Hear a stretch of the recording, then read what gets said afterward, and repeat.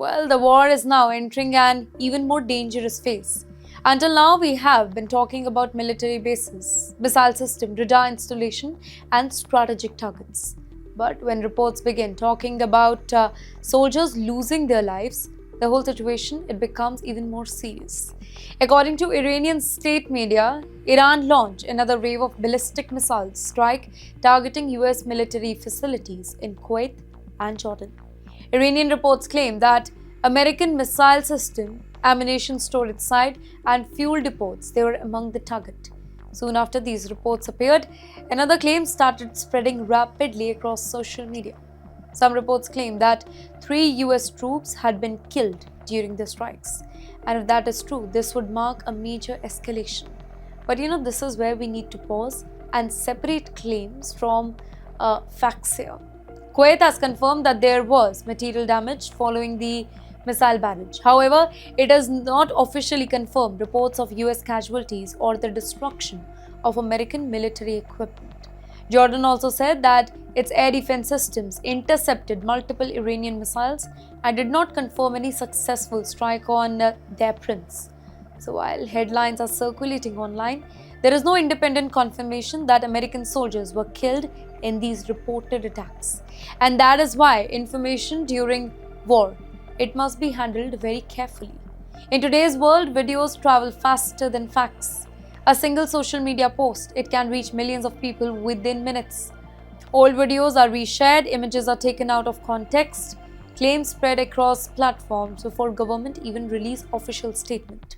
And that is why every report must be viewed very carefully until more evidence becomes available.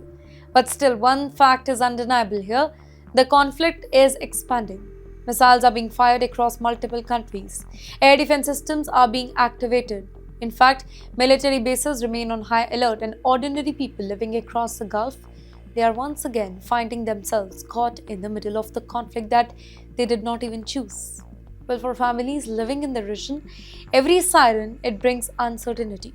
For governments, every missile, that raises the risk of another round of retaliation. And for the rest of the world, every escalation increases concern about where this conflict could be next. Sometimes a military aircraft, it can create as many headlines as a missile strike.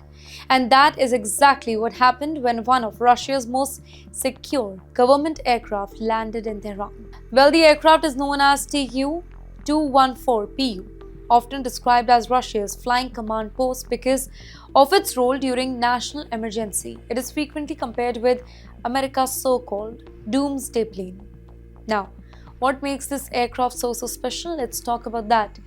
Unlike the ordinary government planes, this particular aircraft, it is designed to help Russia's top leadership maintain communication during wartime or any national crisis. It is equipped with secure satellite communication system, advanced command and control technology and protection designed to keep the communication functioning even during extreme situation.